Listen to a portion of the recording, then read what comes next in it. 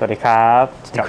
ครับผมกลับมาพบกับ The Decrum Menswear Channel นะครับก็สำหรับคลิปนี้เราอยู่กับคุณบุ้งจากหนอนบุ้งฟุ้งเฟ้อนะครับผมซึ่งเคยมีคลิปที่เราพูดถึงเกี่ยวกับรองเท้าไ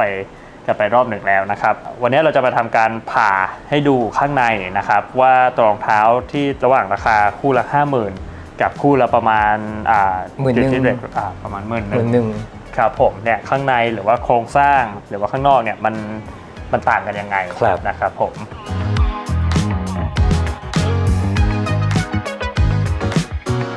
ก็วันนี้เราจะมาดูรองเท้าจากเมืองนอร์ทแฮมป์ตันของอังกฤษกันทั้ง2แบรนด์นะครับก็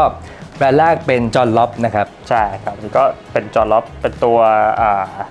วินเทจหน่อยนะครับส้นก็ยังเป็นส้นลายแพทเทิร์นเดิมของจอห์นล็อบอยู่นี่เป็นช่วงปี 2010 ต้นๆกลางๆครับผมก็เป็นรองเท้าในพิกัดราคาประมาณ 50,000 บาทส่วนคู่นี้เป็นโลกนะครับก็เป็นรองเท้าจากเมืองนอร์ทแฮมป์ตันเช่นกันแต่ก็จะเป็นรองเท้าในระดับราคารองลงมาที่ประมาณคู่ละประมาณ 10,000 บาทนะครับก็ผมว่าหลายๆท่านน่าจะสนใจว่ารองเท้าคู่ละ 50,000 กับ 10,000 ที่ต่างกัน5เท่าเนี่ยมันต่างกันยังไงบ้างรอบแรกอาจจะดูภายนอกก่อนใช่ไหมครับว่าโอเคมันดูคุณภาพหนังก่อนว่าโอเคเพราะทั้งสองคู่เนี่ยเป็นรองเท้าที่ใส่มาแล้วสักระยะหนึ่งก็คือผมว่าอย่างหนึ่งก็คือรองเท้าที่แพงกว่าเนี่ยมันทนกว่าจริงหรือเปล่าอยากให้คุณรัฐลองช่วยแบบคอมเมนต์แบบคุณภาพของหนังว่าแบบทั้งสองคู่มันมีความแตกต่างไหมในระยะการใช้งานที่ผ่านมาระดับหนึ่งอย่างเงี้ยครับสอนเนี่ยครับจริงๆถ้าดูเผินๆเนี่ยมันก็อาจจะเป็นโอเครองเท้าใช้งานมาแล้วแน่นอนมันต้องมีรอยยับนะครับจุดหนึ่งที่เราใช้ผมว่าใช้ดูว่าหนังนั้นเป็นหนังที่คุณภาพสูงหรือว่าคุณภาพรองลงมาได้ก็คือตรงรอยยับนี่แหละเพราะว่าความถี่ความแน่นของรูขุมขนของหนังเนี่ยรองเท้าใหม่จะเห็นได้ชัดเพราะคือไงหนังมันก็ตึงๆไปแล้วแต่ถ้ารองเท้าใส่ใช้งานมายิ่งสมบุกสมบันแบบ2คู่เนี่ยถ้าดูใกล้ๆจะเห็นเลยว่าตัวคู่โลกเนี่ยน้อยรอยยับมันจะค่อนข้างมันหยาบกว่านะครับใช่รอยมันจะค่อนข้างหยาบกว่าดูคุณนี่เห็นชัดเลยแต่แตกแบบยุ่ยๆยับๆนะครับใช่ครับเนี่ยดูขนาดรอยพับอันเนี้ยถ้าวัดกันจริงๆเนี่ยอันเนี้ยอาจจะย่นเป็นคลื่นๆแต่ว่าตัวนี้คือรอยมันจะถี่แล้วก็เหมือนแทบจะเป็นรอยเหมือนหนังเชลที่เป็นรอยพับเฉยๆเลยซึ่งก็คือถ้าเรารักษาถูกวิธีเนี่ยใส่ชูทรีลงชูครีมพอลิชบ่อยๆหนังแบบนี้ก็คือจะสามารถอยู่ได้เป็นระยะเวลานานเลยใช่นานผมว่านานมากๆเพราะอันเนี้ยต่อให้คือเราดูพื้นมันก็เยินอยู่แล้วแต่ว่าหนังข้างบนถ้าดูจริงๆเนี่ยยังไม่ได้มีรอยแตกหรือว่ามีจุดที่แห้งตัวหนังเองก็ยังมีความยืดหยุ่นมีความนิ่มเรียงมารีโซใส่ได้มารีโซแต่วันนี้มันจะพลีชีพไปแหละใช่เพราะวันนี้เดี๋ยวเราจะมาดูโครงสร้างข้างในด้วยซึ่งโครงสร้างข้างในสำหรับรองเท้ากู๊ดเยลเวลเนี่ยมันเหมือนเป็นตัวกำหนดความแข็งแรงแล้วก็ตัวโครงสร้างหลักมันเป็นกระดูกสันหลังของรองเท้าเลยครับผมว่าอีกอย่างหนึ่งที่อาจจะพิจารณาดูก็คือเรื่องของ last definition นะครับความเข้ารูปของหนังกับตัว last รองเท้าซึ่งถ้าเป็นรองเท้าที่ราคาแพงเนี่ยการ last เขาจะใช้มือช่วยในหลายๆส่วนเพราะว่าหนังเนี่ยมันจะแต่ละชิ้นเนี่ยมันจะยืดหดได้ไม่เหมือนกันถ้าใช้เครื่องจักรเนี่ยมันก็จะเท่ากันหมดทั้งคู่ทำให้บางทีเนี่ยมันจะฟอร์มตัวได้ไม่สวยแต่ถ้าเป็นรองเท้าระดับจอร์ล็อบเนี่ยเขาจะใช้มือในการ last ด้วยทำให้หนังมันเข้ารูปกับ last ดีกว่าตรงเอวเนี่ยมันจะเว้าเข้าไปมากกว่าส่วนอาร์ชมันจะเว้าเข้าไปมากกว่าทำให้มีอาร์ชซัพพอร์ตดีมากกว่าแต่ถ้าเป็นของโลกเนี่ยจะไม่มีเลยจะแบบทื่อๆไปเลยใช่เอวมันจะค่อนข้างกว้างกว่าจุดหนึ่งก็คือเหมือนตอนที่เราทำรองเท้าอะครับผมหรือว่าผลิตรองเท้าขึ้นมาเนี่ยไอ้ตรงเอวเนี่ยมันเป็นส่วนที่แคบที่สุดเพราะฉะนั้นอย่างที่คุณบุ้งแจ้งตอนแรกก็คือถ้าเป็นเครื่องเนี่ยมันจะดึงให้หนังเนี่ยแนบกับลาสได้แค่ประมาณหนึ่งต่อให้ลาสมันเป็นลาสที่ตรงเอวแคบมาก็ตามเนี่ยจะเป็นต้องใช้มือช่วยดึงเพื่อให้หนังเนี่ยมันแนบกับลาสเข้าไปที่สุดมันถึงจะได้เป็นรองเท้าที่เอวคอดแล้วก็มีอาร์ซัพพอร์ตที่ดีออกมาอันนี้ก็คือเป็น close channel ใช่ไหมครับส่วนนี้เป็น open แต่เขาติด half sole มาเราต้องแกะออกก่อนใช่ครับอีกจุดหนึ่งคืออันนี้ half sole เป็นไวบัมแต่ว่าอาจจะไม่ใช่ไวบัมแท้ครับใช่เพราะของแท้มันก็จะมีโลโก้อีกแบบหนึ่งจริงใช้เป็นนานๆเนี่ยยางมันก็เสื่อมมีการเสื่อมแต่ว่าตัวกาวมันไม่ได้เสื่อมไปด้วยครับผมยางก็จะหลุดเป็นชิ้นๆอันนี้มันก็แกะยากหน่อยนี้เราอยากให้อยู่ตรงรอยเย็บนะครับคุณรัตน์ในอธิบายหน่อยครับว่ามันต่างกันยังไงครับ อย่างตัวจอลล็อบเนี่ยก็คือหนึ่งเลยคือมันเป็นจริงมันเป็นพื้นหนังเหมือนกันเป็นกู๊ดเยียร์เวลเหมือนกันแต่โคชแนลคือขั้นตอนที่เขาจะเหมือนเปิดให้หนังมันขึ้นมาชั้นหนึ่งเป็นคล้ายๆเป็นเหมือนลิ้นเปิดขึ้นมาครับผมแล้วก็เย็บอย่างนี้เข้าไปเสร็จแล้วค่อยทากาวเอาตัวที่เปิดนั่นแหละแปะกลับเข้าไปมันก็ได้เป็นเอาโซที่หนึ่งเลยคือตัวหนังอีกชั้นหนึ่งนะมันจะช่วยป้องกันรอยเย็บพวกนี้ไม่ให้มันขาดส่วนถ้าเป็นเย็บแบบธรรมดาแบบกู๊ดเยียร์เวลทั่วไปเนี่ยก็คือจะเป็นการเซาะร่องแล้วก็เย็บลงไปเลยไม่ได้มีอะไรมาปิดอีกชั้นหนึ่งนะครับผมซึ่งผมว่ามันก็เป็นโครงสร้างที่แข็งแรง มันก็ ระดับ ทน หนึ่ง ค แล้ว รับ ล่ะ เพราะว่ามันก็มีกาวติดอยู่ด้วย ใช่ใช่ครับยิ่งอันนี้ติดฮาร์ฟโซด้วยเนี่ยรองเท้าเก่าขนาดนี้เปิดออกมาเนี่ยก็ยังเห็นว่ารอยเย็บมันก็ยังเป็นรอยเย็บที่ค่อนข้างสมบูรณ์อยู่ยังได้อะไรยังไม่ขาด ซึ่งปกติก็คือเวลาใส่ไปแล้วเนี่ยมันจะเริ่มบางตรงกลางมากกว่าขอบๆครับ ใช่ ก็เลย ใช่ ถึงแม้ได้จะขาดไปบ้างก็เลยไม่มีผลกระทบต่อโครงสร้างมาก ใช่ ถ้าเป็นรองเท้าที่ดี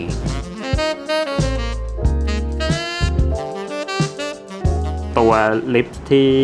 ที่ใช้ปิด cover ตัวได้เย็บเนี่ยก็ถือว่าหนาเหมือนกัน ก็คือถ้าเทียบกับอันนี้ที่ไม่มีเลยเนี่ยอันนี้ก็มี protection ดีกว่าอยู่แล้ว ครับผมแต่ก็หลักๆผมว่าเป็นเรื่องของความสวยงามความ อืม เรียบร้อยด้วยแหละ ว่าตัวพื้นเอาโซมันก็ดูเรียบไม่มี ไม่มี ตัว รอย ได้ใช่ไม่มีรอย อันนี้แกะต่อเราต้องแกะอันไหนออกเป็นอันแรกครับ ถ้าจะแกะเราก็จะเริ่มจากชั้นล่างสุดที่สำคัญ ดีเลย ก็คือ ครับ ตัว จาก ท็อป ส้น ลิฟต์นะครับผมถ้ารองเท้าสมัยก่อนท็อปลิฟต์เขาจะบางทีก็จะเป็นหนังไปทั้งก้อนเลย แล้วตรงส้นที่สึกเขาก็จะเป็นเหมือนคล้ายๆเป็นเหล็กเป็นแผ่นโลหะติดไว้เพื่อกันไม่ให้หนังมันสึกอะครับ แต่ผมรู้สึกว่าจอล็อบใช้กาวแน่นกว่าครับมันเหนียวกว่านะ ส่วนหนึ่งผมว่าอาจจะเป็นที่ตัวคิวเบสหรือว่าฐานตรงเนี้ยถ้าหนังติดกับหนังด้วยกันเนี่ยมันก็มักจะแน่นกว่าหนังติดกับพวกเลเทอร์บอร์ดหรือว่าเป็นก้อนพลาสติกก้อนโฟมอะไรอย่างนี้ อันนี้ก็จะเป็นท็อปลิฟต์นะครับนี่เป็นหนังทั้งคู่เนอะ ใช่ครับชั้นนอกสุด ผมว่าเป็นหนังแบบ vegetable tan ทั้งคู่ ทั้ง นะครับ คู่ ผม โอเคแต่ส่วนมากผมว่าชั้นต่อไปจะต่างใช่ไหมครับ ใช่ เห็นเลยว่า ครับ ต่างดูปุ๊บรู้ปั๊บเลยว่าต่างยังไงครับคุณลักษณ์ สังเกตเนี่ยผมว่าอาจจะเห็นชัดก็คือตัวของโลกเนี่ยตรงเนี้ยมันแทบไม่มีคราบกาวอยู่เลยครับมันค่อนข้างจะลูบไปไม่มีความเหนียว หมายความว่าตัวกาวเนี่ยมันไม่ได้ติดไม่ได้กินกับตัวฮิวเบสนี้เท่าไหร่ จริงตัวท็อปลิฟต์มันมีหมุดมีอะไรยึดไว้แหละ แต่ว่าอย่างตรงชั้นนี้ของโลกเนี่ยก็จะเป็นแมททีเรียลคล้ายๆเป็นกระดาษอัดอาจจะ ไม่ใช่หนังแทนนะ ใช่จะไม่ได้เป็นหนังแท้ถ้าหนังแท้เนี่ยมันจะมีเกรนมีความเป็นขุย เป็นไฟเบอร์นะ เป็ คน รับ ไฟเบอร์ของหนังอยู่ข้างในนะครับ เห็นชัดเลยเนาะ ครับผม แล้วยิ่งเวลาเดินคุณลักษณ์ว่าต่างไหมคือผมว่าต่างนะ สำหรับผมนะผมไม่ได้รู้สึกว่ามันเห็นได้ชัดขนาดนั้นครับผมสำหรับผมที่รู้สึกว่าต่างเนี่ยคือจะเป็นสมมติเราใส่โดนน้ำโดนอะไรเงี้ยไอ้ไฟเบอร์บอร์ดเนี่ยมันจะไปก่อนแน่นอนครับผมเป็นเรื่องของการซ่อมแล้วก็อายุการใช้งานมากกว่า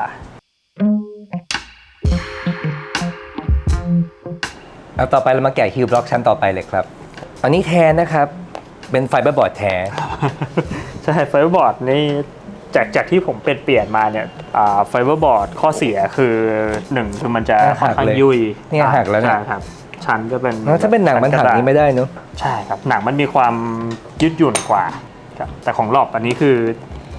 แกะออกมาจะเห็นว่าเดี๋ยวมีไฟเบอร์หนังทั้งสองด้านเลยนะครับผม แกะมาแบบแตกหมดเลย ใช่มันจะแตกครับ ยิ่งถ้าบ้านเราฝนตกด้วยน่าจะแบบยุ่ยเร็วนะครับ ใช่ใช่ไหม ครับ ถ้าแบบ ผมว่ ลงน้ำทีปุ๊บไปเลย สุดท้ายมันจะเหมือนเกิดแกลระหว่างตัวรองเท้ากับตัวอัปเปอร์กับตัวส้นนะครับ ของเราเป็นหนังตั้งแต่ชั้นล่างสุดจนถึงชั้นที่ติดกับตัวเอาโซเลยนะครับผม อันนี้มีฮิลแรนด้วยนะครับ ใช่ อันนี้ไม่มีฮิลแรนดูแบบ มันจะเป็นชิ้นหนังถ้าดูจากตรงนี้อาจจะเห็นชัดครับเป็นชิ้นหนังคล้ายๆเป็นตัว U ตรงนี้เพื่อตอนที่ส้นรองเท้ามันเป็นแบนๆแต่ว่าเอวรองเท้าเนี่ยมันเป็นโค้งๆแล้วตัวฮิลแรนก็คือทำให้เหมือนเป็นตัวปรับเลเวลให้มันตัวรองเท้าเนี่ยมันบาลานซ์ ซึ่งคู่นี้ไม่มี รับ ก็คือพื้นคู่นี้มันแบนกว่า ใช่ ใช่ไหมครับ ใช่ครับถ้าหลอบมันจะมีความเว้ามีความโค้งมากกว่าครับผม อันนี้คุณลักษณ์ว่ามันมีส่วนกับการที่มันlast มันฟิกกับเท้าดีขึ้นไหมครับ มีมากกว่าอยู่แล้ว ผมก็คิดง่ายๆเท้าคนเราเนี่ยแทบไม่มีใครที่ เท้าใครมันจะแบนแป๊ก ใช่ นะ ใช่แบนตรง ความเป็นเส้นตรงแทบไม่อยู่ในเท้าคนเลยอยู่แล้วเพราะฉะนั้นรองเท้าที่ราคาสูงๆหรือว่าพวกรองเท้า Bespoke เนี่ยมันถึงมีความเว้ามีความโค้งค่อนข้างเยอะแล้วก็ตัวรองเท้าถ้าดูมันก็ไม่ได้แบบเป็นเส้นตรงขึ้นมาอยู่แล้วครับผมอันนี้คือแบนแป้นเลยแล้วก็ไม่ค่อยมีกาวติดด้วยเนาะใช่ครับอันนี้คือจับไปเนี่ยยังค่อนข้างสมูทอยู่เลยเหมือนไม่ได้ติดกาวเลยไม่ได้ติดกาวแล้วก็ไม่ได้มีการเจียหนังเพื่อเปิดผิวให้กาวมันติดด้วยซ้ำแต่อันนี้คือเขาขัดมาแล้วยังเห็นรอยกระดาษทรายแล้วก็กาวยังรูปไปมีความเหนียวมืออยู่เลยนั่นมันมีความแบบโค้งไม่จริงเนอะว้าวจริงอันนี้คือแบนใช่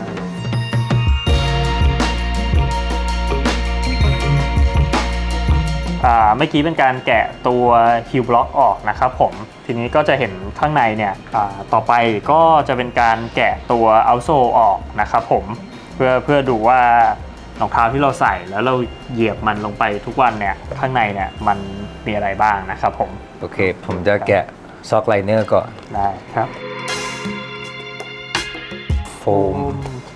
มีโฟมเป็นอันนี้ซ็อกไลเนอร์แกะมาแล้วของจอร์ล็อกนะครับก็มีเป็นโฟมเหมือนกันข้างใต้ซ็อกไลเนอร์ก็จะมีปั๊มผมเข้าใจว่าน่าจะเป็นเหมือนเลขล็อตแล้วก็อาจจะเป็นเพื่ออำนวยความสะดวกในโปรดักชันไลน์มากกว่าครับผมตัดเบลแล้วครับครับก็คือเราต้องตัดให้ได้มันหลุดออกจากกันถึงจะดึงพื้นออกมาได้นะครับใช่ครับเอาโซเนี่ยมันยึดกันด้วยได้เย็บนะครับในการถอดมันออกเราก็ต้องตัดได้มันก่อนนี่เป็นรองเท้าใช้แล้วมันตัดง่ายหน่อยนะครับเพราะว่ามันเห็นรอยชัดเจนถ้าเป็นรองเท้าใหม่ก็จะไม่ค่อยเห็น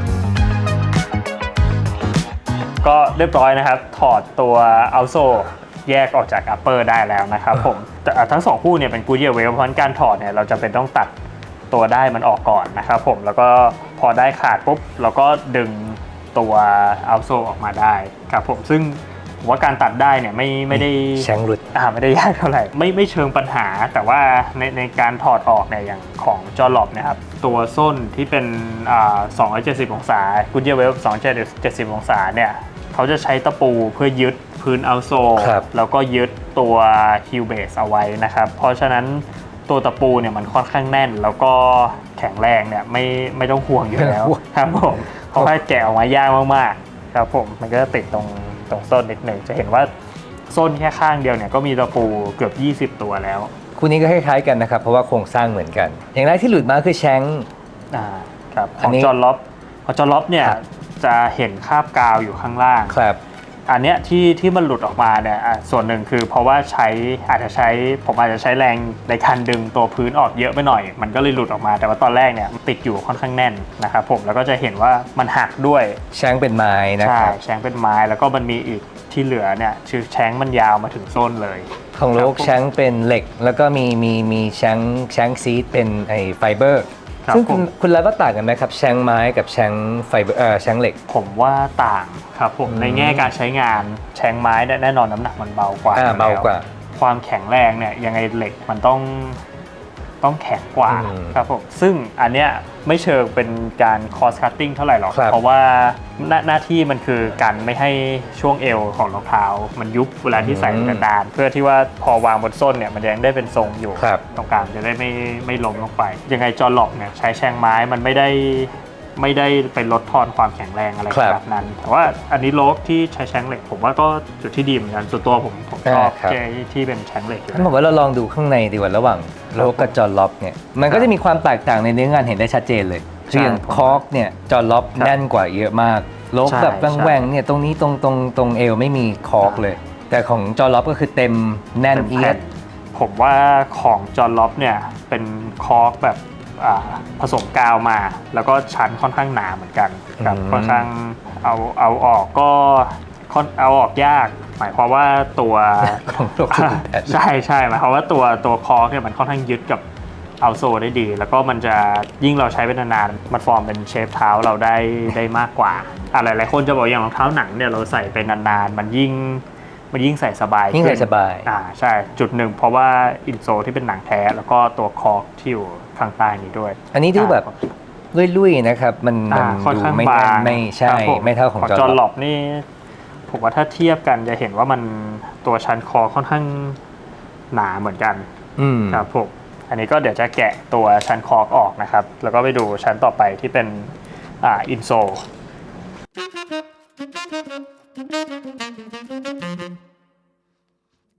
เรามาถึงขั้นตอนไหนแล้วครับคุณรัฐ เกือบจะชั้นในสุดแล้วครับผมก็ไอที่เราเห็นตรงเนี้ยครับคืออินโซลที่เป็นแผ่นหนังแข็งๆเวลาที่เราเอาเท้าใส่เข้าไปเท้าเราโดนเนี่ยก็จะเป็นตัวอินโซลนี่แหละ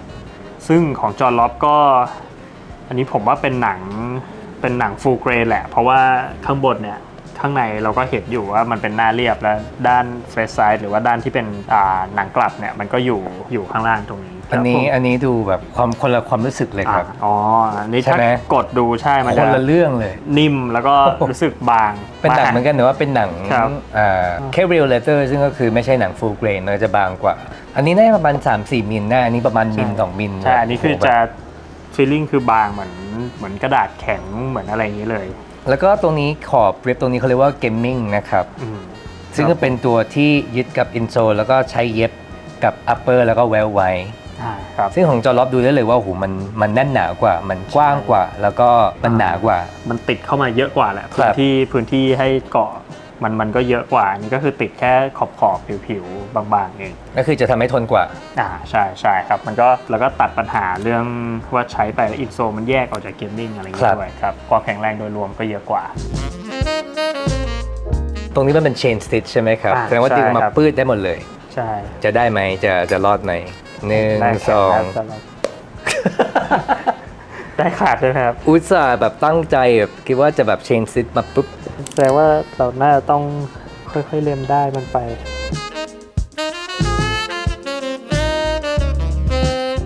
ในที่สุดเราก็ประสบความสำเร็จในการเอา upper กับ insole แยกออกจากกันนะครับอันนี้เราเห็นชัดเลยว่า insole คนละเบอร์เลย ใช่ครับอินโซผมว่าสำหรับรองเท้ากูเดียเวลเนี่ยสำคัญ เพราะว่ามันคือส่วนที่เท้าเราสัมผัสเยอะที่สุด แล้วก็มันเป็นตัวที่ยึดโครงสร้างทั้งหมดของกูเดียเวลไว้เข้าด้วยกันด้วยนะครับ ก็สังเกตว่าตอนดึงออกมาเนี่ยของโลกเนี่ยไอ้เจมมิงกับอินโซเนี่ยก็คือหลุดออกจากกันเรียบร้อย ของ แล้ว จอร์ล็อบยังแน่นอยู่ ใช่ แต่ความหนานี่ต่างกันเลยนะครับ ใช่ครับ คือถ้าได้จับดูจะดูเลยว่าแบบฟีลมันคนละเรื่องเลยอะ ใช่ของโลกข้างในก็จะมีความสักๆหยาบๆคล้ายๆเป็นขนของหนังหรือว่าจริงๆอาจจะไม่ใช่หนังฟูลเกรนด้วยซ้ำอาจจะเป็นผมว่าหนังสปริตหรือว่าไม่ก็อาจจะเป็นเลเทอร์บอร์ดนะครับผม แต่เนี้ยเป็น full grain แน่นอน ใช่ ของ ครับ จอร์ล็อบ ใช่สังเกตหนังอย่างที่เอามาทำพวกอินโซนะครับจะเรียกว่า vegetable tan หรือว่าที่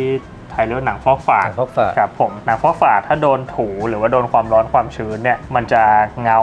แล้วก็มันจะลื่นขึ้นอย่างนี้เราก็จะเห็นว่ามันเงาแล้วก็สมูทเป็นรอยเจ้าของรองเท้าเลย อันนี้ก็คือ upper นะครับ ครับผม ซึ่งเราก็ผมว่ามีจุดที่น่าสนใจอยู่ 2-3 จุดก็คือตรง heel counter ทำมาจากอะไรแล้วก็ตรง toe puff ส่วนอีกส่วนก็คือโครงสร้างของ upper ก็คือถ้าเป็นรองเท้าที่ราคาสูงมาเนี่ยเขาจะมีการใส่ชั้นผ้าไว้ระหว่าง lining กับตัว upper ชั้นนอก หนังคาฟที่คุณภาพสูงเนี่ยมันต้องมาจากวัวที่เด็กเพราะมันจะมีความบางกว่า ผ้าเนี่ยก็คือเพื่อให้ตัวรองเท้าเนี่ยมันเป็นทรงมากขึ้นส่วนหนึ่งแล้วก็ในแง่ของความแข็งแรงก็เหมือนกัน แล้วก็อย่างคือหนัง lining คนละเกรดเลยนะครับ ครับผม ของจอร์ล็อบก็คือเป็นหนังที่มีความหนาแล้วก็เป็นหนังฟูลเกรนทั้งหมดของโลนี่ดูเลยว่าแบบบางมากแล้วก็ไม่รู้ว่าเป็นฟูลเกรนหรือเปล่า ใช่เพราะขนาดดูตัวรอยยับของหนังไลนิ่งเนี่ยของจอร์ล็อบก็ยังมีความละเอียดมีความ ใช่ นุ่มแล้วก็เนี่ยจับไปมีความสมูท รู้เลยว่ามันหนากว่านะครับ ใช่ครับของอันนี้ก็จะมีความมันจะบางๆแห้งๆคล้ายๆฟีลลิ่งมันจะคล้ายๆจับเหมือนกระดาษมากกว่าครับ ก็คือทำให้เวลาสวมใส่จอร์ล็อบเนี่ยจะสบายกว่าข้างในจะสวมใส่ง่ายกว่า แล้วก็จะซับพวกกลิ่นพวกเหงื่อดีกว่า ใช่ครับจุดหนึ่งของภายในรองเท้าที่เป็นหนัง vegetable tan เนี่ยผมว่าคือเรื่องของที่มันค่อนข้างไม่มีกลิ่น แล้วก็ระบายอากาศได้ดีครับผม เราจะอยากดูตรง heel counter แล้วก็ตรงตัวพับ ครับว่าข้างในเป็นยังไง แรกกันแกะมา โอเคได้ครับ ใครไม่มีเวลาไปจิมก็แนะนำให้แกะรองเท้านะครับ โอเค มาดูกันต่อว่าหลังจากเราผ่ามาถึงขั้นไลนิ่งแล้วมันมีอะไรบ้าง ผมอย่างแรกเลยคือ heel counter ก็คือส่วนที่ยึด heel ส้นเราไว้ให้ลองให้กับแต่ส้นเท้าไม่ให้หลุดนะครับ ของโลกเป็นวัตถุดิบที่เราเรียกว่าเป็นเซลาสติกนะครับเป็นแผ่นผ้าที่หรือแผ่นผ้าหรือแผ่นกระดาษที่เอาไปชุบกับเรซินทำให้แข็งขึ้น ใช่ แต่ของจอร์จเป็น ของจอร์ล็อบจะเป็นหนังนะครับผมข้างในตัวที่เราบีบไปตรงส้นรองเท้าแล้วมันแข็งๆเนี่ยของจอร์ล็อบอันนี้จะเป็นหนังฟอกฝาดหนัง vegetable tan นะครับผมว่าตัวหนัง vegetable tan เนี่ยข้อดีหลักๆมันคือมันค่อนข้าง take form ของตัวหนังเนี่ยเชฟมันจะเปลี่ยนตามรูปเท้าได้เยอะกว่าครับผมก็เหมือนตัวอินโซไม่แก้ที่เราแกะมานะครับผมก็คือใช้งานไปมันก็ยุบเป็นทรงเท้าเราตัวส้นเนี่ยเหมือนกันก็คือใส่ไปมันก็ตัวฮิลคัพมันก็จะกระชับกับส้นเท้าเรามากกว่าแต่ก็ข้อเสียก็คือมันก็จะแพงกว่าใช่ไหมครับในการใช่ครับแพงอันนี้แพงที่กระบวนการมันค่อนข้างใช้เวลาด้วยเพราะต้องใช้มือทำหมดใช่แล้วก็ต้องรอให้มันแห้งต้องเอาไปแช่น้ำก่อนอะไรเงี้ยครับเทียบกับเซรามิกที่เราแช่เคมีแปะปุ๊บแล้ว15 นาทีแห้งเป็นทรงเลยก็ต่างกันลิบลับเลยใช่ครับผมก็เพิ่งรู้ว่าโลก็ยังมี interlining ที่รับ upper นะครับครับผมใช่ก็เป็นผ้าแคนวาสซึ่งทำให้หนังมีความหนาขึ้นนิดนึงทำให้มันมีความ stable มากขึ้นไม่จุบยาบแต่ของจอร์ล็อบก็จอร์ล็อบมีครับผมนอกจากไอตัวผ้า interlining เนี่ยก็คือของจอร์ล็อบจะใช้เป็นหนังครับผมมีหนังด้วยใช่ตรง interlining ก็เป็นหนังเหมือนกันอันนี้ผมคิดว่าน่าจะเป็นหนังหมู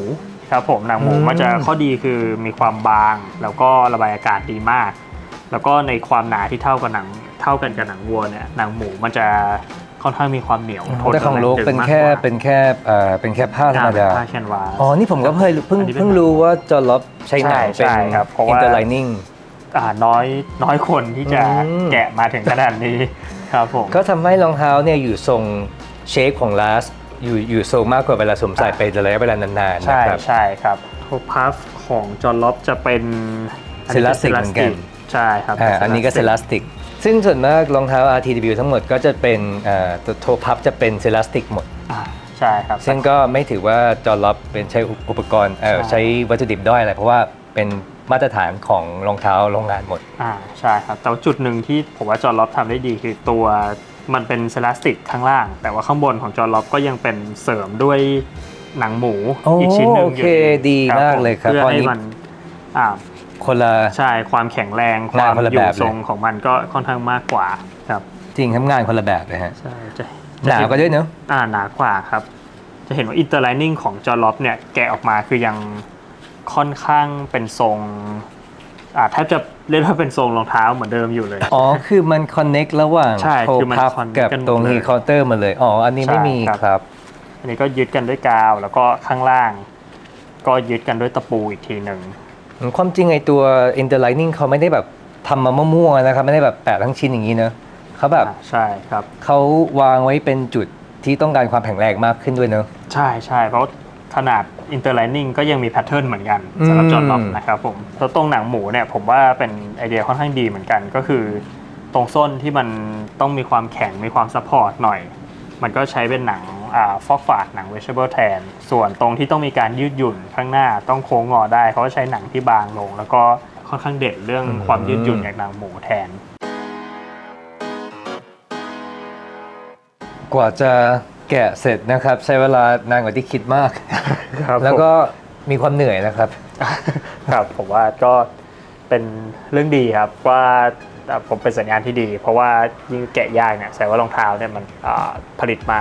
ดีโครงสร้างมีโครงสร้างที่ดีนะครับผมก็จริงๆรู้สึกว่าความจริงโลกแกะง่ายกว่าระดับหนึ่งใช่ครับแต่ว่าผมว่าแกะง่ายกว่าจริงแต่ก็ไม่ได้ง่ายขนาดนั้นไม่ใช่แบบท้ายที่สุดมันก็เป็นรองเท้าที่โครงสร้างที่เป็น Goodyear Welt แล้วก็ material อะไรก็